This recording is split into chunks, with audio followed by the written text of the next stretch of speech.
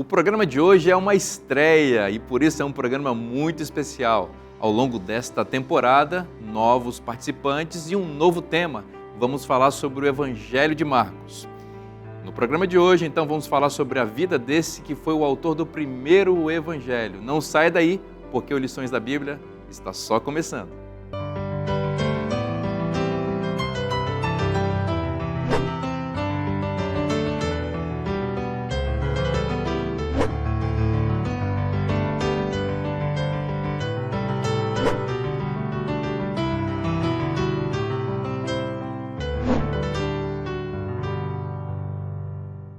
Este é o Lições da Bíblia, o nosso encontro semanal de estudo profundo da Palavra de Deus.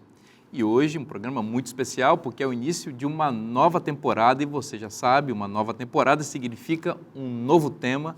Vamos estudar ao longo de 3 meses o lindo e profundo Evangelho de Marcos. E você já sabe, portanto, vamos falar sobre Jesus e Jesus na prática.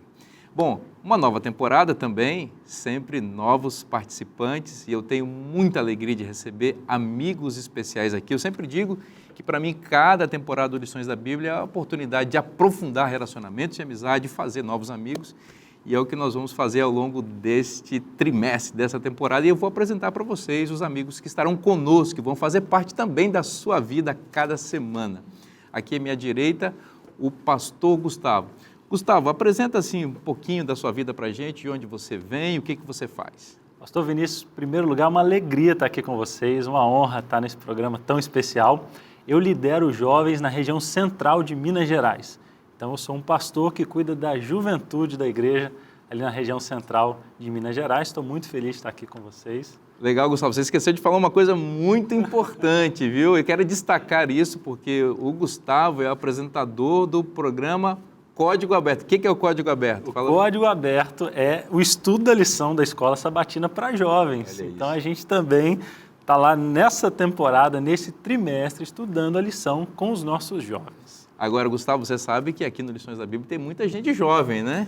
Jovem de 50, 60, mas que continua jovem, tá? Pois é. Mas é bom ter você aqui com a gente, que muito legal. Estou muito feliz de você ter aceitado esse desafio, né? A gente sabe da dinâmica que é a sua agenda, seus compromissos. Muito obrigado por estar aqui com a gente, Gustavo. É uma alegria, pastor. Eu posso mandar um abraço claro aqui especial, mandar um abraço para minha mãe, a Merle, e minha esposa, Sabrina, e meus filhos, João Vitor e Gabriel. Muito legal. Aqui também à minha frente, receber com muita alegria o pastor Natal. Que bom ter você aqui. Da mesma forma, Natal, se apresenta, fala o que você faz, de onde você vem. Meu nome é Natal Gardino, porque eu nasci no dia de Natal, meu pai estava tão empolgado, me deu esse nome. Grande presente você, né? Eu sou professor de teologia no Seminário Adventista do Paraná, na Faculdade Adventista do Paraná, fica em Ivatuba.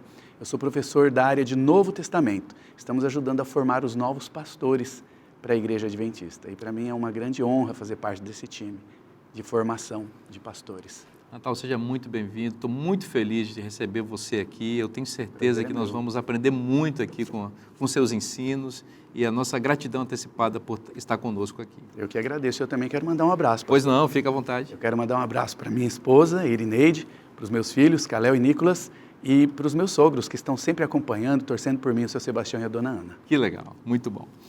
Bom, aqui à minha esquerda, pastor Odailson, que alegria receber você. Obrigado. Eu apresentei o Gustavo aqui como apresentador do programa Código Aberto e você também tem uma história nesse programa, uma história muito legal que me abençoou muito na minha juventude. Não é que você não é mais jovem, você é jovem, mas é um jovem um pouquinho mais tempo do que o Gustavo, eu diria, né? Odailson, que bom receber você. Seja bem-vindo, amigo. Obrigado, Vinícius. É abrir o baú, né? Aqui é o Antigo Testamento e o Novo Testamento, porque realmente faz um bom tempo que privilégio foi o Código Aberto e a gente vê que as gerações mudam e a Bíblia continua a mesma e a verdade. Para mim é um privilégio estar contigo. Que convite que me fez muito feliz, Vinícius. Aí quando eu soube dos meus amigos aqui, nosso amigo e brother aí, Gustavo, uma bênção, uma influência hoje real e digital e aprender mais com o professor Natal. Vou chamar de Natal, mas é um privilégio aprender junto e estamos aqui. Estou trabalhando hoje na comunicação para todo o estado de São Paulo e também uma área que me fascina, que é a liberdade religiosa e os assuntos públicos da Igreja Adventista do Sétimo Dia. Então, contatos com algumas autoridades e também com outros públicos diferentes, né? E está sendo essa a bênção de servir a Deus e a igreja. Ô Daílson, que bom receber você, assim, o seu trabalho na internet também é um trabalho muito relevante, como também é do Gustavo e o professor Natal, mais nós especificamente na formação teológica, mas especificamente sobre você, a gente tem acompanhado o seu trabalho, visto assim esse relacionamento com as pessoas, com novos públicos, e eu louvo a Deus pela sua vida e agradeço por você ter aceitado o convite de estar com a gente aqui. Amém. Obrigado, eu estava me lembrando aí fazem 12 anos que eu participei aqui, então vai uma geração, né? E quando a produtora ligou, eu falei, que bênção, que bênção. A gente abre a agenda e vem aqui na hora para ajudar e abençoar e celebrar com esse canal a bênção que tem sido. E aquele recadinho, então, né? Eu posso dar um upgrade, claro. Vou mandar um beijo, né? Pai, mãe, Ellen e Thalissa, famílias, é tudo que a gente tem e que Deus seja louvado aí pelas companheiras que a gente tem junto da gente. É verdade. Tá bom? Daílson, ora pra gente, por favor. Com certeza. Pai querido, obrigado, Senhor. Essa mensagem é tua, esse canal é teu, esse programa é teu. A gente tem visto as bênçãos que têm sido derramadas através do pastor Vinícius, Senhor, abrindo a Bíblia junto à lição que a gente sempre treina, estuda, aprende e cresce. Que seja uma temporada abençoada por Ti, Senhor. Estamos aqui todos como Teus alunos e que com a Tua Bíblia aberta, nosso coração também esteja aberto para que nessa multidão de conselhos a gente consiga essa sabedoria inspirada por Ti. Amém. Colocamos tudo isso nas Tuas mãos, em nome de Jesus. Amém. Amém, Senhor. Evangelho de Marcos é o tema dessa temporada e a gente vai começar conversando sobre especificamente o autor desse evangelho, que é Marcos. Mas eu creio, Natal, que valeria a pena a gente dar um panorama geral assim desse livro, que é tão importante. Eu vi alguém dizer, certa vez, que o livro de Marcos é o livro mais importante que já foi escrito no mundo, porque é um consenso de que é a primeira biografia de Jesus Cristo que alguém escreveu. Então, não há livro mais importante do que a biografia de Cristo. Sim. E o primeiro, provavelmente, que escreveu, realmente é um livro que tem muita importância. Uhum. Realmente, o Evangelho de Marcos, a maioria dos estudiosos acredita que é o primeiro dos 4 evangelhos que foi escrito. E ele, diferente dos outros, ele é mais dinâmico. Ele contém quase tudo que os outros 3 têm, mas ele consegue ser mais enxuto e dar, às vezes, mais detalhes que os outros não dão. Ele tem uma dinâmica mais rápida. Marcos foi escrito para gentios, não para judeus. Então ele explica, ele traduz algumas coisas, porque é um público que não entende tanto do judaísmo. Então ele fala, por exemplo, da festa dos judeus. Olha, isso os judeus fizeram porque eles tinham tal costume. Quando ele usa uma palavra específica, ele traduz ela. Então ele foi escrito para nós, vamos dizer, que nós aprendemos dos costumes dos judeus com ele. E ele fala dos sentimentos de Jesus. Nós vamos acompanhar ao longo do trimestre como ele fala que Jesus estava cansado, como Jesus sentiu dó, quando Jesus ficou indignado com alguma coisa, que Jesus sentiu fome. Então, o Evangelho de Marcos, ele tenta preencher um aspecto que é o Jesus Deus e Jesus homem, e de uma maneira dinâmica. Ele sempre fala, eutus é a palavra grega, eutus. E logo Jesus fez isso. E então Jesus saiu e fez aquilo. Ele tenta transmitir mais Jesus como um homem de ação do que como um homem de palavra, que no caso Mateus faz isso. Vai ser muito importante o nosso aprendizado essa semana. É legal e algum gancho? Essa semana para começar a lição. Para começarmos, né? Esse gancho legal que o Natal trouxe, né? Que é um evangelho de um Jesus em ação. É um evangelho curto, né, em relação aos outros, ele tem 13 capítulos, Odaílson, e quando a gente tem pouco espaço ou pouco tempo, a gente prioriza aquilo que a gente quer destacar. O que você acha que Marcos destaca em relação a Cristo? Vinícius, vai ser apaixonante estudar Marcos, exatamente por quê? Na nossa tradição religiosa, Mateus é o evangelho que inaugura, né? Lucas é o médico e João o amado de Jesus. Então, Marcos fica meio que num hiato, ele fica meio que num abismo de esquecimento, ele parece que é uma passagem. E nós vamos ver que Marcos é extraordinário. Só a título de números, nós temos na Bíblia 35 milagres de Jesus. Em Marcos estão descritos 18 milagres.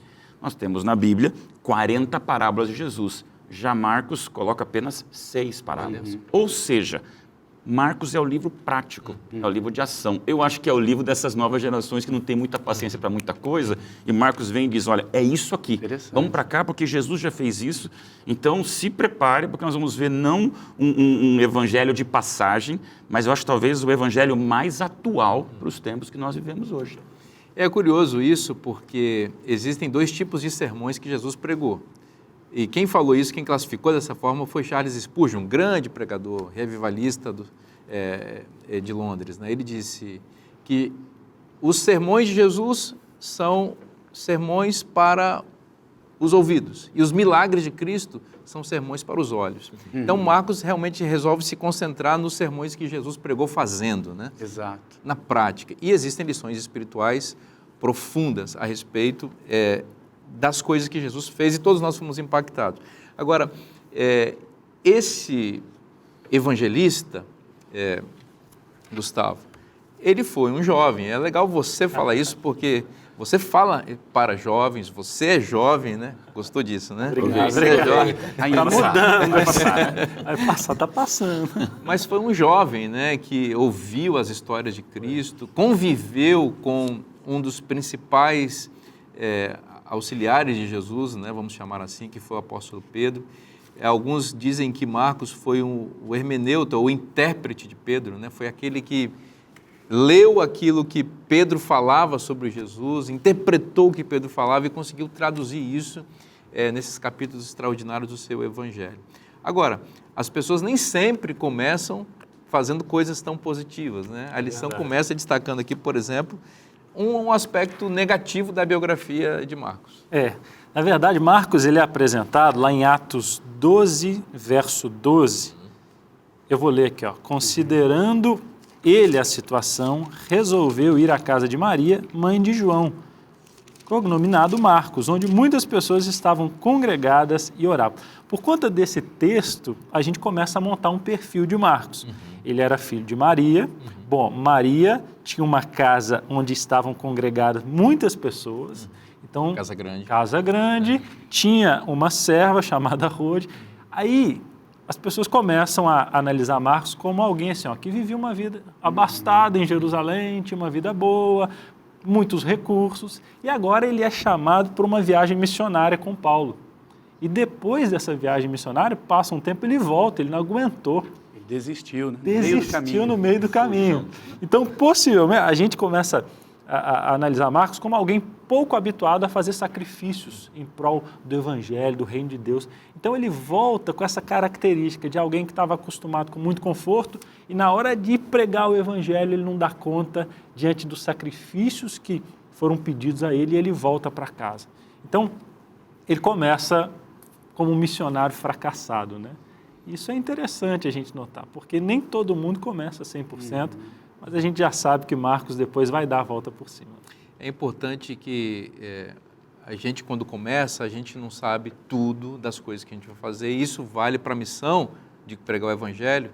E, na verdade, nem os mais experientes estão plenamente preparados para todos os desafios, né? Aqui, por exemplo, Natal, o texto mostra, né, que o apóstolo Paulo é quem teve uma certa indignação com essa atitude imatura de João Marcos, que não aguentou o tranco, assim, vamos chamar, da missão, e se chateou, não é isso? A gente lê que depois, quando Paulo e Barnabé foram fazer uma segunda viagem missionária, que realmente era difícil, as viagens marítimas naquele tempo eram perigosas, as perseguições. Ellen White diz que ele sentiu medo mesmo, ele voltou por medo, por ver essa pressão. Só que agora, na segunda viagem missionária, Barnabé, que era primo de Marcos, traz ele de volta.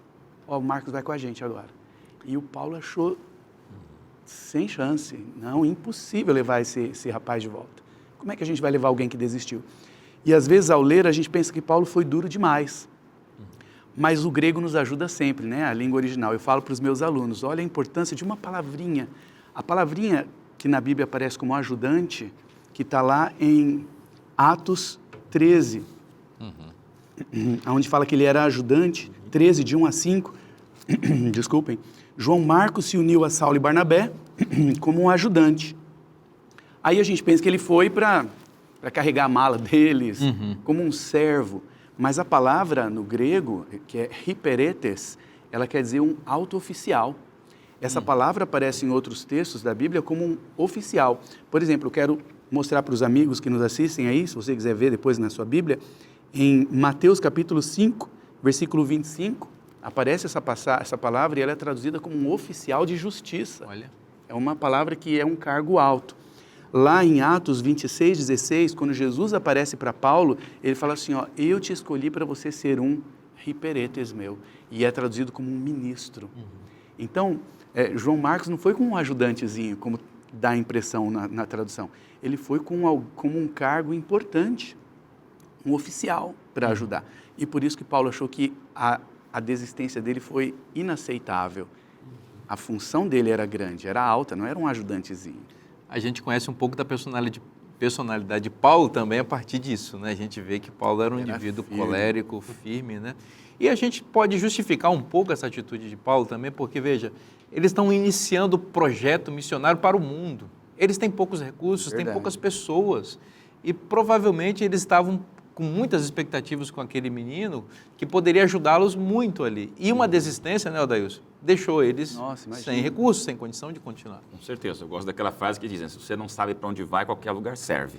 E se alguém que sabe para onde vai, são as 14 epístolas paulinas, que deixam muito claro que ali era um líder, era focado, tinha o seu lado bem impetuoso, bem sério. E você vê em Marcos, parece que Marcos se veste de todos nós, porque é a humanidade falando. E a Bíblia podia passar limpo isso. Não vamos falar de Marcos, mas a história de Marcos, eu acho que é uma história que nos representa, porque realmente muita responsabilidade foi dada a ele. E ele, como um jovem promissor, imagina o Paulo olhando assim, esse vai longe, vem comigo. E no primeiro, não é nem 7 vezes mais quente, é na primeira fornalha ele já sai correndo, não espera nem aquecer 2 vezes. E aí ele, então, essa frouxidão, e aqui fala bem claro na lição, né, como Ellen White nos coloca aqui, né, ele ficou desanimado com os riscos e privações do caminho, ele hesitou. A palavra hesitação, para quem sabe para onde vai, para um líder que tem um projeto para o mundo, ela é ofensiva. Claro. É compreensível a impaciência de Paulo, mas também é empático à humanidade de Marcos. Sim. Então, Marcos, ele apresenta para todos nós como esse jovem fujão. A gente vai entender como Deus trabalha. Gustavo, você que é líder de jovens, o que você falaria para um jovem que às vezes também se sentiu assim, às vezes numa missão Caleb, achou que foi pesado demais, mas que não quer desistir? Qual a mensagem? Então, todo jovem precisa ter a sua própria experiência com Deus. A gente vive muitas vezes com a fé dos nossos pais, que são importantes, nos deram base. Por exemplo, Marcos, filho de crente. A mãe era líder de pequeno grupo, líder de uma mini igreja. Então pensaram, esse menino vai longe. Só que não deu certo, pelo menos por um momento. Então, a gente tem que ter paciência com os jovens. Nós vamos entrar em outra parte da lição, que alguém assumiu esse papel. Mas é importante que esse jovem tenha sua própria experiência com Deus. Os pais deram base, mas agora chegou a hora. E essa experiência envolve, às vezes, dúvida, envolve fracasso, envolve entrar no quarto e fazer perguntas difíceis para Deus. E aí, depois disso, esse jovem sai mais forte e vai fazer grandes coisas para Deus. Então, o jovem tem que ter paciência e nós, paciência com esses jovens. Nós temos que ser como Barnabé, não é? A gente vê o papel de Barnabé. Barnabé insistiu pelo jovem, não, nós vamos levá-lo. E a Bíblia diz que a discussão entre ele e Paulo foi tão grande que o Barnabé apostou tanto no menino que ele não aceitou a ideia de Paulo. Então, Paulo foi trabalhar em um lugar sem Marcos e Barnabé foi com Marcos. Então, nós temos que apostar nos jovens como Barnabé, dar uma segunda, uma terceira chance. Bom, você está vendo que essa temporada promete, já começou intensa, já começou quente aqui, tem muita lição espiritual para a gente. A gente vai fazer um intervalo para respirar um pouquinho, você curtir essa bênção que é o intervalo da Novo Tempo, mas não sai daí porque o programa Lições da Bíblia volta já já.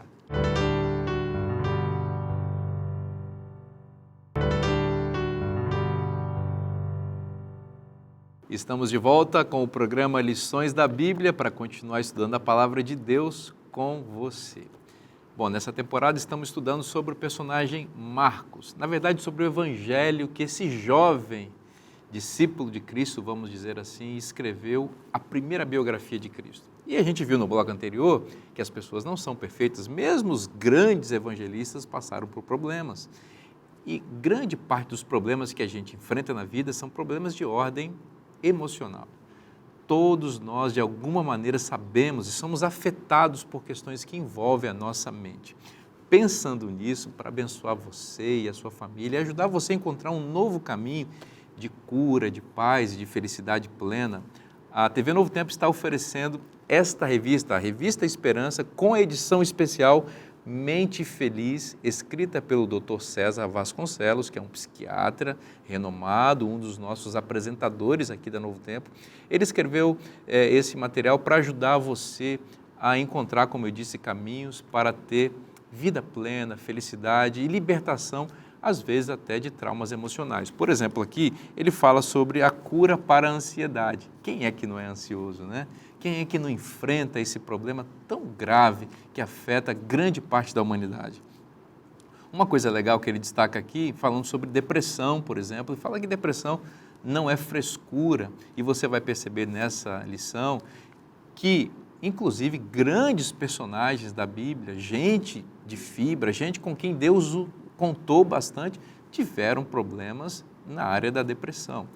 Esses e outros temas muito importantes sobre essa questão da mente, da nossa psique, da nossa mentalidade, estão aqui colocados nessa revista, que é um oferecimento dos Anjos da Esperança. Pastor Vinícius, fiquei interessado, quero essa revista, preciso dela, ou preciso presentear alguém com essa revista também, que precisa muito aprender sobre esses pontos. Como faço para ter essa revista? Eu vou dizer para você que nós vamos enviar gratuitamente, e repito, gratuitamente, porque os Anjos da Esperança contribuíram para que nós pudéssemos enviar para você esse material. Como é que faz para ter esse material na sua casa sem custo nenhum?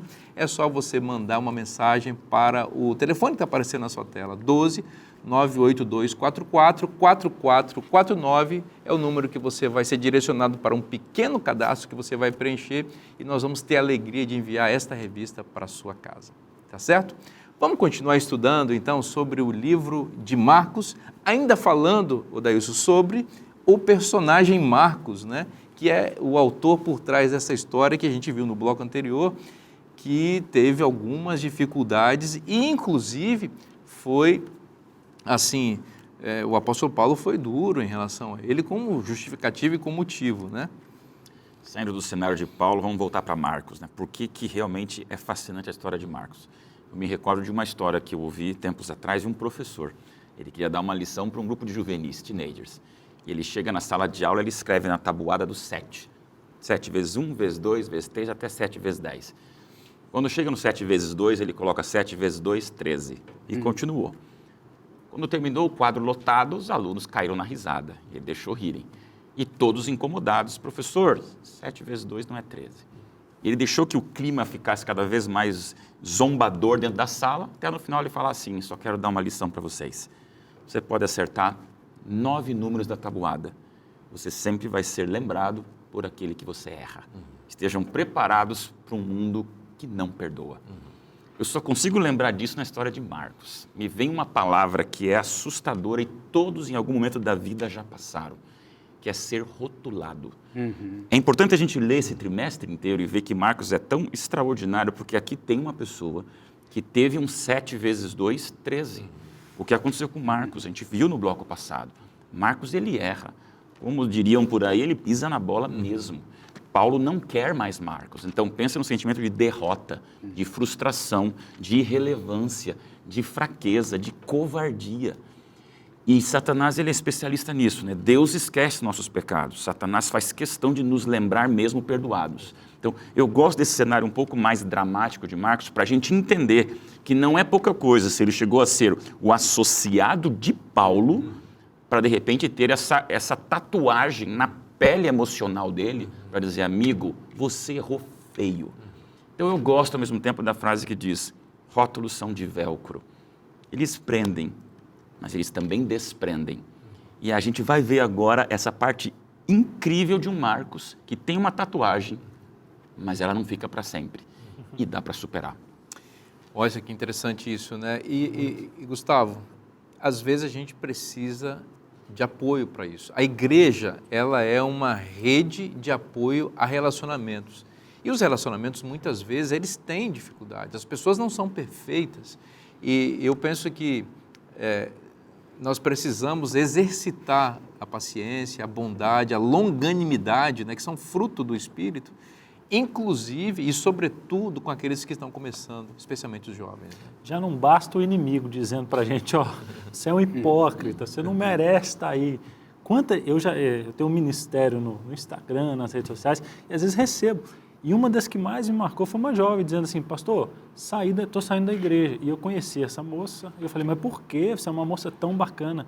E ela me disse uma frase que eu nunca mais esqueci, eu ando fazendo coisas que eu sei que é errado fazer e continuar na igreja. O que o diabo estava dizendo para ela? Olha, você é uma hipócrita se você continua na missão e na igreja sendo quem você é. Só que, na verdade, é agora que ela tinha que falar, eu quero Jesus, eu quero me aproximar mais. Então, é importante ter pessoas que nos lembrem da graça, nos lembrem que, apesar do erro, é possível restaurar. E aqui tem um personagem na história chamado Barnabé, que eu chamo ele de discipulador de novas gerações.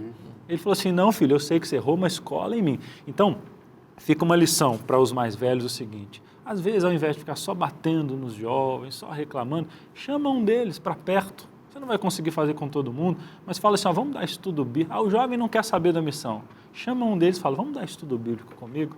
Vem aqui, eu sou líder da igreja em tal área. Aprende comigo, porque um dia você vai ser líder também.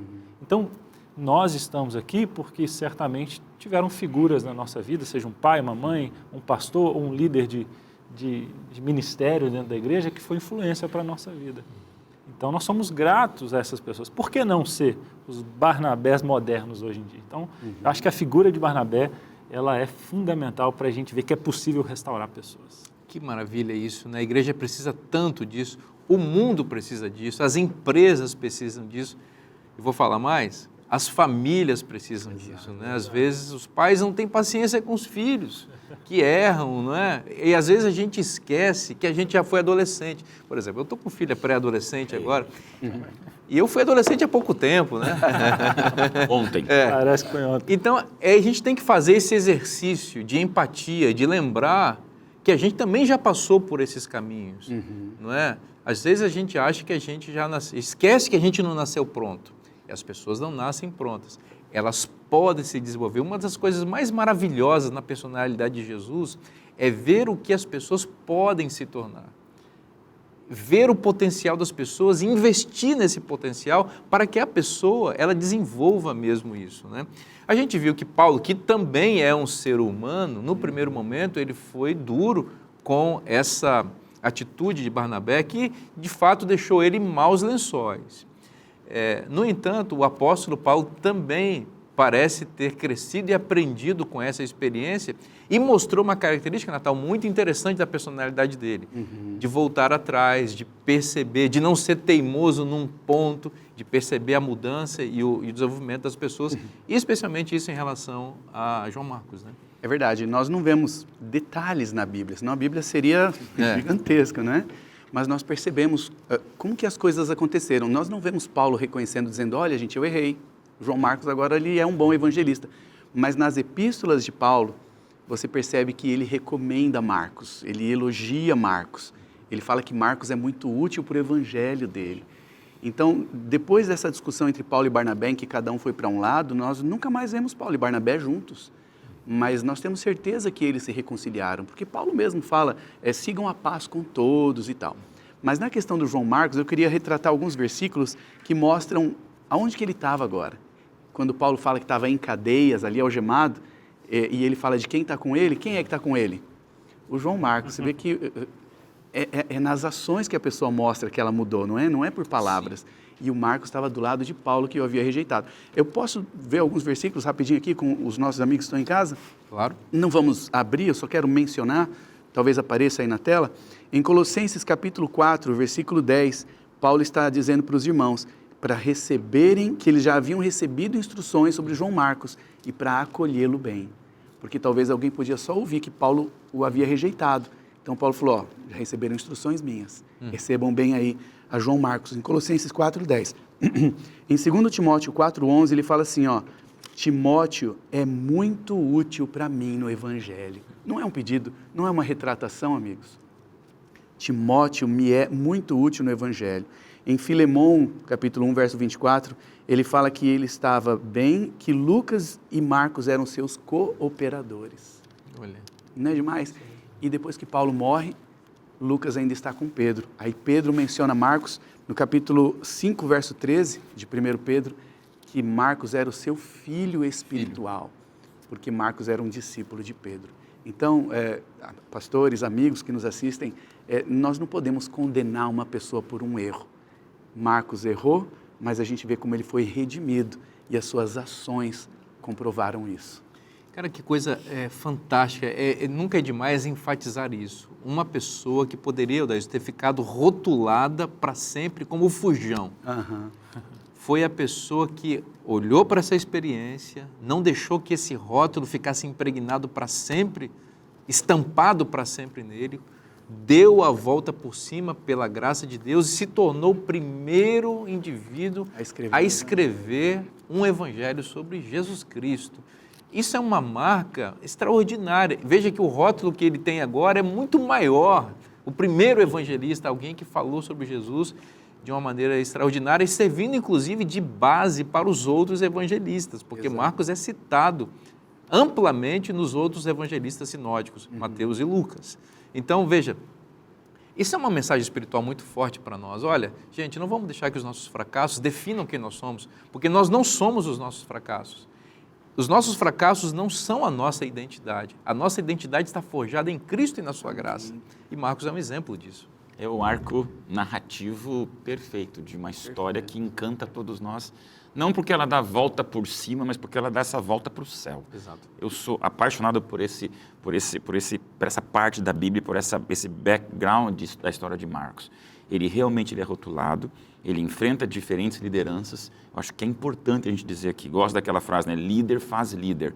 Mas um líder não faz líder que não seja discípulo antes. Então, é importante para mim, Barnabé, recuperando esse assunto de Barnabé, ele não pode ser passado despercebido, porque ele realmente ele dá a Marcos a oportunidade de se tornar esse evangelista. Nós estamos vendo aqui um livro dos 66 livros da Bíblia, escrito por alguém que tem uma mancha grave de covardia, de abandono, de hesitação. Mas nessa narrativa divina, como é importante nós entendermos que a gente tem condição de se levantar. Eu acho que o primeiro momento desse trimestre extraordinário, que vamos ver um Jesus prático, por isso que é importante entender, toda vez que você vê um Jesus prático em Marcos, é como se Marcos estivesse escrevendo para ele mesmo a prática da vida dele. Ele diz assim, eu sei na prática, na pele, o que as intenções são uma coisa, mas somos medidos pelas ações. Meu discurso é bom, minha intenção é boa, mas a ação é ruim, não adianta, eu estou rotulado. Mas as ações que nos rotulam são as ações também que nos redimem. Exato. E isso acontece na muito história de evidente. Na verdade, onde abundou o pecado, superabundou a graça. Com Todos certeza. aqueles que pregam o Evangelho de Cristo plenamente, pregam por conta de uma experiência particular que tiveram. Porque foram a Cristo e viram o Evangelho transformar a sua vida. E essa reviravolta que só o Evangelho faz, está presente na vida de quem prega de fato o Evangelho. E Marcos é um exemplo disso. Vamos começar a falar do que Marcos está dizendo para a gente. Primeiro verso do Evangelho de Marcos. Pois é, Marcos 1, verso 1, princípio do Evangelho de Jesus Cristo, Filho de Deus. Ele já começa, é interessante, né? Os quatro evangelistas, cada um começa de um jeito. João fala, no princípio era o verbo. O Lucas, ele fala, olha, eu reuni provas com testemunhas oculares. O Mateus, ele menciona a genealogia de Jesus. Marcos, ele parte para a ação. E isso é muito legal. Ele diz assim, ó, princípio do Evangelho de Jesus Cristo, Filho de Deus. Ele chama Jesus Cristo de Filho de Deus logo no início. E é interessante que a primeira, na verdade, é a única opinião de Marcos no livro inteiro. O restante do livro, ele vai convencer os leitores que Jesus, de fato, é o Filho de Deus, mostrando os atos, as ações de Jesus, que ele chama de o Evangelho de Jesus Cristo. Evangelho, nós falamos, né? As boas novas, a boa notícia. E que boa notícia é essa? Ele estava querendo dizer, a boa notícia se chama Jesus Cristo. Olha como ele fez, olha como ele agiu, olha como ele curou, olha como ele ensinou, olha como ele perdoou pecados. Então, eu apresento a vocês o Evangelho, a boa notícia chamada Jesus Cristo, e já fique sabendo logo de início que ele é o Filho de Deus. E agora eu vou te mostrar o porquê que eu estou dizendo isso. Eu acho curioso, por exemplo, esse verso 1, por que ele usa essa expressão princípio do Evangelho de Jesus Cristo?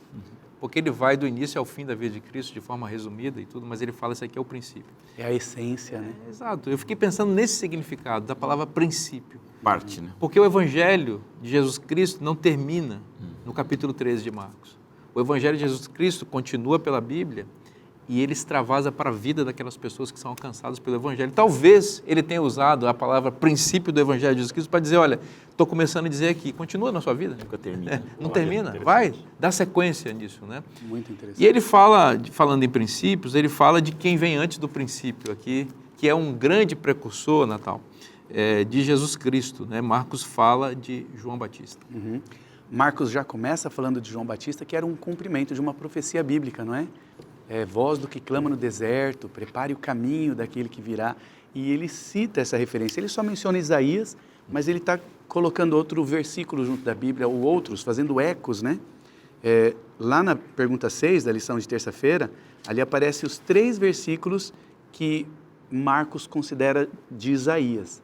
Porque ele está pegando a profecia de Isaías, do voz que clama no deserto, e fazendo ecos de outros versículos que falam de preparar o caminho do Senhor. E João Batista é esse que preparou a igreja, não é? O povo de Deus começando ali para receber Jesus. É muito interessante que João Batista, ele viria no espírito de Elias. E é por isso que depois eles falam, mas Elias não viria primeiro e tal? Porque João Batista é o que estava no começo anunciando a primeira vinda de Jesus. Excelente. Bom, a gente vai continuar conversando sobre isso no próximo bloco, não saia daí, agora é uma oportunidade para você tomar uma água, respirar um pouquinho, quem sabe mandar agora a mensagem para você pedir a revista Esperança, lembra dela, falando sobre emoções, muito especial, que é uma revista para abençoar a sua vida. Aproveite o intervalo para essas coisas, não saia daí, porque o programa Lições da Bíblia volta já já.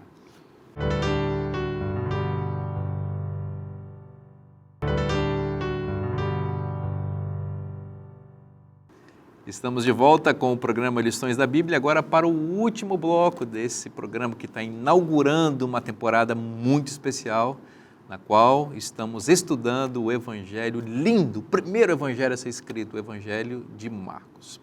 Bom, falar na primeiro programa dessa temporada, eu tenho que falar para você do nosso guia de estudos, que é a lição da Escola Sabatina. Você já está com a sua lição em casa? Você já adquiriu a sua lição? Você já fez a sua assinatura? Eu não acredito que você não fez ainda, mas tem tempo para você fazer e passar essa temporada inteira acompanhando essa temática especialíssima da Bíblia, que é o Evangelho de Marcos. Pastor Vinícius, quero minha lição, como é que faço para tê-la, para adquiri-la? É muito simples, é só você acessar cpb.com.br e você vai ver os caminhos para adquirir a lição da Escola Sabatina ou até mesmo fazer a sua assinatura para ela chegar sempre na sua casa no tempo certo para você estudar a Palavra de Deus. Vamos continuar aqui então no livro de Marcos e tem uma temática muito interessante aqui porque a gente viu no bloco anterior que ele falou sobre João Batista e falando de João Batista a gente fala daquilo que João Batista fazia, que era batizar. E João Batista teve o grande privilégio, Natal, de batizar o Filho de Deus. Que privilégio, não é? E tem até aquele momento em que ele fala, em outro evangelho, ele fala, mas Senhor, eu que queria ser batizado, como é que faz, né? Mas Jesus fala, deixa por enquanto. Jesus quis dar o exemplo de que todos têm que ser batizados. Ele não precisaria, não é?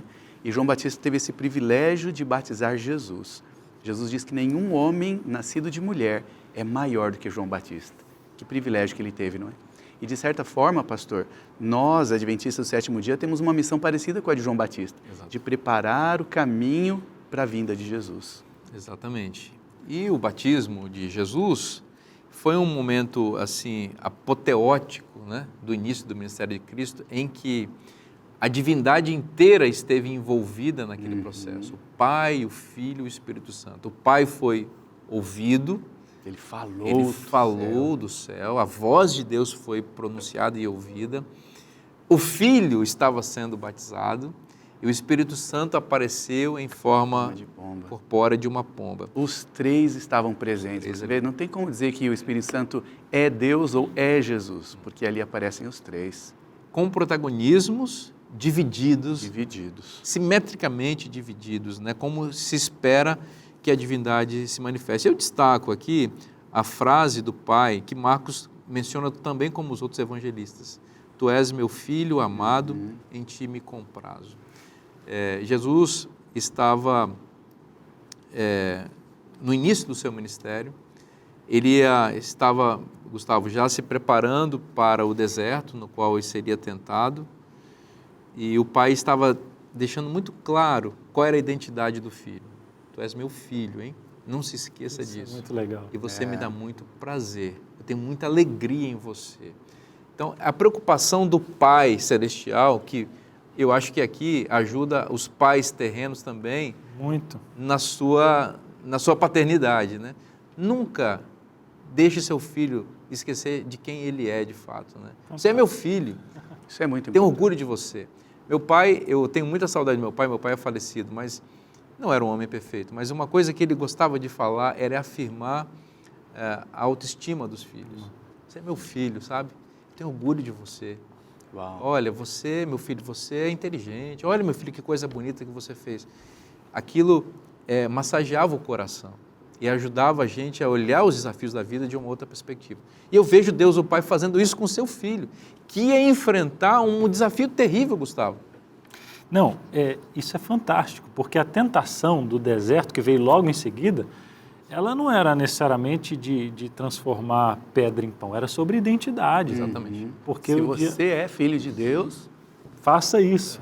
E a gente percebe que as tentações hoje são assim. Quando nós esquecemos que somos filhos, a gente duvida de Deus. A gente abre o coração para um amor que não é de Deus. Então a gente faz muita coisa errada quando a gente esquece a nossa identidade. Agora, esse texto sempre me chamou a atenção porque o verso 12 diz assim: e logo o Espírito o impeliu para o deserto. E eu ficava pensando, como que o Espírito vai levar Jesus para ser tentado? Na verdade, a expressão não é assim, que o Espírito leva Jesus para sofrer tentações. Era mais ou menos assim, ó, Jesus, vamos lá mostrar quem é que manda. Vamos lá para a gente mostrar quem é o dono do pedaço, né? Mais ou menos assim. Vamos para o ringue. Vamos para o ringue para vencer.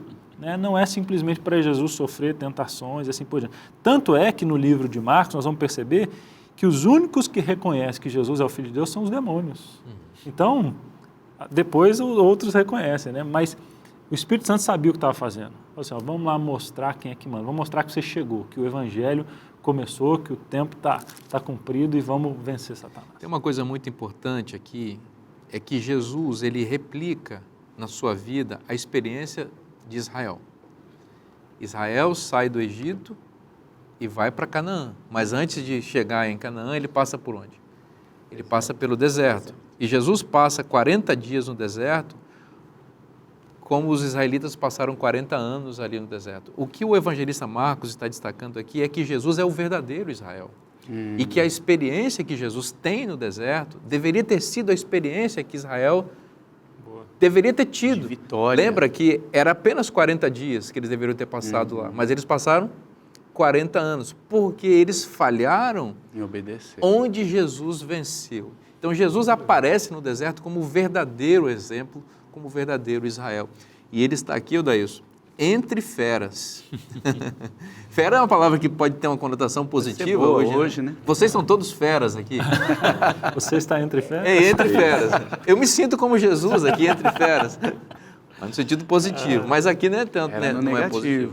Ministro, obrigado. A bola está na frente do gol, né? É só chutar, porque realmente o versículo 13 ele é muito curioso. A gente passa batido, mas Marcos tem esse encantamento, essas curiosidades que vale a pena a gente ler. Onde permaneceu 40 dias, sendo tentado por Satanás, estava com as feras, mas os anjos o serviam. Fui pesquisar um pouquinho quais seriam dessas feras no deserto e dizem que, entre outras, seriam lobos, javalis, hienas e leopardos. Então não é um cachorrinho, não é um gatinho, gente. Leopardo, javali selvagem, por aí afora. Mas eu fico pensando assim, Marcos, sabe que Cristo é Deus? Por que esse detalhe? Por que Deus vai temer um javali? Mas ele coloca entre feras e os anjos o assistiam, porque exatamente voltamos a esse Marcos, rotulado, vencedor, que supera e que se identifica com um Cristo divino, mas ao mesmo tempo um Cristo humano. Então, o entre feras, para mim, é um grito de Marcos dizendo, Jesus ia olhar para um leopardo e dizer, mas o Jesus também que eu me identifico, teria o medo do leopardo. E nisso você vê essa humanidade, essa divindade como uma inspiração para todos nós. Lembrando que na tentação original dos nossos pais no Éden, que também é retomada na tentação do deserto de Cristo, foi uma fera, a mais sagaz de todas as feras, né? Que fez o ser humano cair. E Jesus estava entre feras, a serpente, né? Também havia serpentes ali. O próprio Lúcifer, que encarnou na serpente, na fera original primordial, também estava presente ali. Mas a assistência do Espírito, lembra, Lucas destaca isso, Jesus estava cheio do Espírito Santo, recebeu no seu batismo, a grande celebração desse batismo do Espírito Santo, o levou a enfrentar e a vencer, e ele se torna um exemplo para todos nós. E a assistência dos anjos, o destaque aqui é interessante. Os anjos estão como esses seres ministradores de Deus para nos auxiliar também diante de tentações que enfrentamos como Jesus enfrentou, né? Pastor, é interessante observar o que a gente falou, que o Marcos é dinâmico, não é? Que ele não coloca as 3 tentações. Ele resumiu tudo aqui em 2 versículos. Jesus foi levado pelo Espírito para o deserto e foi tentado. Estava entre as feras e os anjos o serviram. Ele não colocou as 3 tentações. Ele foi dinâmico. Jesus foi para o deserto e foi tentado. Tinha feras, os anjos ajudaram. E os anjos ajudaram. Dinâmico, rápido. Ele está escrevendo para um público gentil e dizem, né, os estudiosos, que na época o público gentil gostava de história assim, ó, rápida, ao ponto, e tudo com o tal do eutus, que eu falei que é no grego, que é imediatamente. Então ele saiu, foi batizado, imediatamente saiu, e então imediatamente foi para não sei onde, e ele resumiu até as tentações de Jesus. Mas a essência é, ele venceu. Ele era divino e humano, e ele venceu. Muito interessante. João Marcos, né? É interessante, você falou Jesus divino e humano, e o nome do autor é João Marcos. João é um nome judaico, né? E Marcos é um nome latino. Então é um judeu falando para latinos. Ele entende bem o que é encarnação, né? Você mencionou também nos blocos anteriores que Marcos é um tradutor muito fácil do contexto. Ele está nos 2 mundos, né? Ele está fazendo isso, né? No mundo grego, então ele está entendendo bem também o que Cristo veio fazer aqui. Cristo é encarnado, é Deus e homem ao mesmo tempo. É alguém que está traduzindo os princípios extraordinários da divindade para a linguagem humana, né? É o verbo que se fez carne, como diz João, né? E o evangelista, todos nós somos exatamente isso. Nós estamos entre o céu e a terra o tempo inteiro, traduzindo a mensagem de Deus que passa por nós, vem de Deus como divina plenamente, chega em nós, ela é incorporada com valores humanos e é transmitida nessa linguagem para as outras pessoas entenderem. As dores que a gente sente, as angústias que a gente vive, tudo isso ajuda a pura mensagem divina a chegar aos ouvidos e à vida das pessoas. Isso é legal, pastor, porque Marcos é também visto como um evangelho do Cristo sofredor, que passou por muitas provas, que foi incompreendido, que foi perseguido. Então, quando coloca assim, ó, ele foi tentado, mas os anjos o serviam, está querendo dizer para uma igreja, na época, que estava sendo muito perseguida também. E que os anjos também o serviam. Exatamente. Olha, vocês estão sendo perseguidos, assim como o nosso mestre foi. E assim como os anjos serviram o nosso mestre, fiquem sabendo que os anjos vão cuidar de vocês também. Exatamente. Natal, diz o evangelista Marcos que Jesus aparece, e a expressão que ele aparece que no tempo, né? O tempo está cumprido. Marcos 1, 14 e 15. Né? Jesus diz isso, o tempo está cumprido, o reino de Deus está próximo.